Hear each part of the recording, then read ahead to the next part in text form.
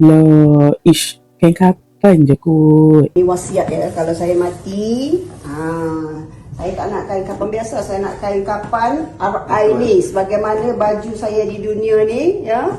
Begitu jugalah jenama pakai mati saya.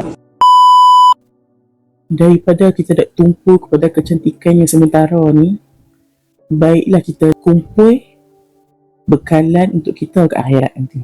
Menteri Hal Ehwal Agama sendiri pun duk tekan sangat pasal Apabila kita meninggalkan dunia ini, yang ditinggalkan hanya 3 perkara. Ya, anak yang soleh, ilmu yang bermanfaat dan sedekah jariah. Itulah yang kita tinggalkan. Kita tumpu dan fokus bukan kain kapan.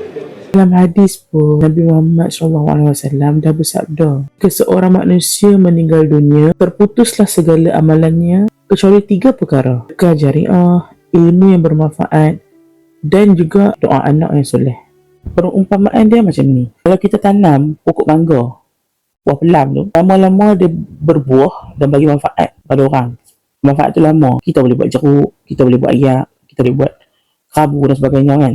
Kalau hampa tanam pokok plastik, indah di mata hampa, tapi tak mendatangkan apa manfaat pun, sama juga macam amalan kita. Adalah pokok yang akan berbuah yang memberi manfaat pada kita walaupun kita dah tak ada nanti.